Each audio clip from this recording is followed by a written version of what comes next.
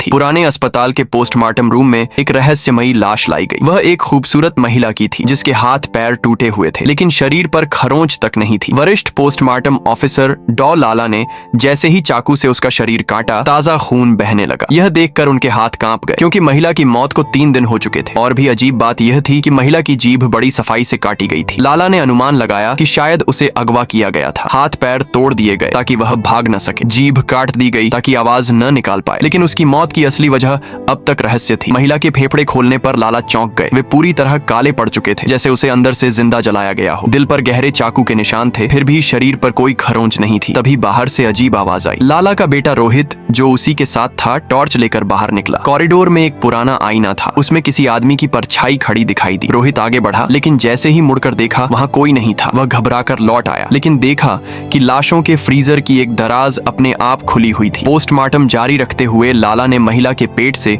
एक अजीब जहरीला फूल निकाला। खोजने पर पता चला कि इसका नाम मैनाटेन वाइन है, जो केवल फांसी के तख्ते के नीचे उगता है। पुराने समय में इसका इस्तेमाल शरीर को सुन्न करने के लिए होता था। रोहित बोला, पापा ये लाश शुभ नहीं है, इसे यहीं छोड़ देते हैं। लेकिन लाला ने मना कर दिया। पुलिस ने आदेश दिया था कि मौत की वजह उसी रात पता करनी है। जांच आगे बढ़ी तो महिला के पेट से लिनन का एक कपड़ा मिला जिसमें एक दांत लिपटा था। दांत को लाश के मुंह में लगाया तो वह फिट बैठ गया। कपड़े पर एक अजीब प्रतीक और एक पुरानी तारीख लिखी थी। इतिहास की किताबों में खोजने पर पता चला कि यह कोई साधारण हत्या नहीं बल्कि सदियों पुरानी बलि की रस्म थी। अचानक पुराना रेडियो अपने आप चालू हो गया। एक औरत की चीखती आवाज गूंजने लगी। साथ ही फ्रीजर की बाकी सारी दराजें अपने आप खुल गईं। रोहित और लाला डर के मारे पोस्टमार्टम रूम से भागे। बाहर का रास्ता एक विशाल पेड़ ने रोक रखा था और लिफ्ट भी बंद थी। मोबाइल में नेटवर्क नहीं था। तभी पोस्टमार्टम रूम से घंटियों की आवाजें गूंजने लगीं। ये वही घुंघरू थे जो हर लाश की उंगली में बांधे जाते थे। रोहित ने झिड़ी से बाहर झांका और उसका खून जम गया। एक लाश धीरे धीरे उनकी ओर बढ़ रही थी। लाला और रोहित ने आग लगाकर उसे जलाने की कोशिश की, लेकिन आग बुझने के बाद भी